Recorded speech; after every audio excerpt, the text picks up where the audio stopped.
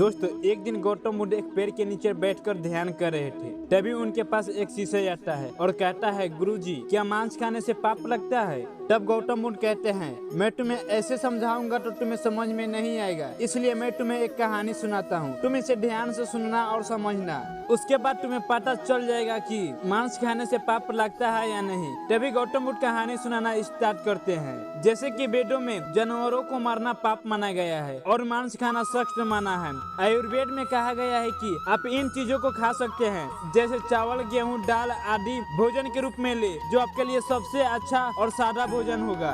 दूसरी ओर ऋग्वेद में कहा गया है कि गाय जगत की माता है और इसे रक्षा करनी चाहिए। गीता में मांस खाने और ना खाने का उल्लेख जिसे दो भागों में बांटा गया है। पहला सत्ताविक भोजन, जो मनुष्य हमेशा सत्ताविक होते हैं। दूसरा है तास्मिक भोजन। तास्मिक भोजन में मांस और शराब जैसी चीजों का सेवन किया जाता है। इस प्रकार के भोजन करने वाला हमेशा अपनी बुरी कर्मों की वजह से बीमार और आलसी रहते हैं। जो व्यक्ति मांस खाते हैं वो 36 प्रकार के नरकों से एक एक करके सभी नरक में जाते हैं, जहां उनकी शरीर के टुकड़े टुकड़े कर दिए जाते हैं और फिर उन्हें तेल में डाला जाता है, जिससे मनुष्य के लिए झेलना बहुत ही कठिनाई माना जाता है। इसलिए कहा जाता है कि महानता जीवन लेने में नहीं है, जीवन देने में है। उसके बाद फिर से गौतम बुद्ध कहते हैं, अब सुनो, जो ब्राह्मण मांस खाते हैं उसके साथ क्या होता है। आज के युग में हर धर्म के लोग मांस खाते हैं, उन्हीं में से एक हमारे पूजनीय ब्राह्मण भी है। लेकिन क्या आपने कभी सोचा है ऐसा करने वाले ब्राह्मणों के साथ क्या होता है? क्या उनको भयानक सजाओं को भोगना पड़ता है या भगवान उनको माफ कर देते हैं? अगर किसी मनुष्य का जन्म ब्राह्मण परिवार में हुआ है और वो उस धर्म को त्याग कर मांस का सेवन करता है, तो ऐसे लोगों की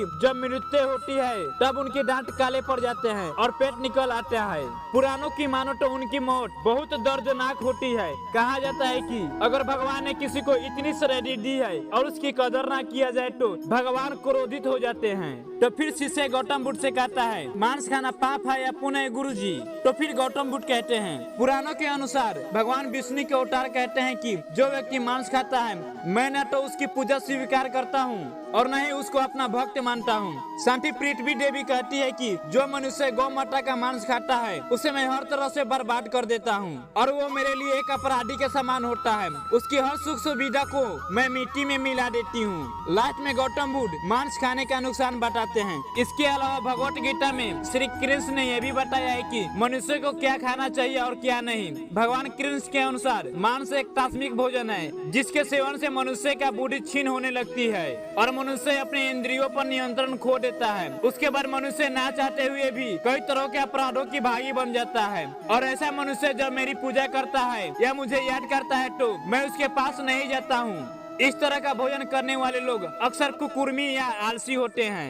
आज के युग में लोग घर पर मांसाहारी नहीं खाते हैं, पर बाहर जाकर खाते हैं या अपने मित्र के साथ मिलकर मांस सेवन करते हैं। उन्हें लगता है कि ऐसा करके पाप का भागीदार नहीं बनेंगे, लेकिन ऐसा सोचना बिल्कुल गलत है। उन्हें भी ठीक वही सजा मिलेगी जो बाकी मांसाहारी को भगवान द्वारा मिलती है। एक मनुष्य हर किसी को धोखा दे सकता है, लेकिन परमात्मा को धोखा देना नामुमकिन है। इसलिए कहा जाता है, न घर में और न ही कहीं बाहर मांस का सेवन करना चाहिए, तभी आप भगवान के सच्चे भक्त हो सकते हैं। ऐसा ही कहानी सुनने के लिए हमारे चैनल को सब्सक्राइब कर दीजिएगा और वीडियो को लाइक कर दीजिएगा। जब तक के लिए मिलता है अगले वीडियो में।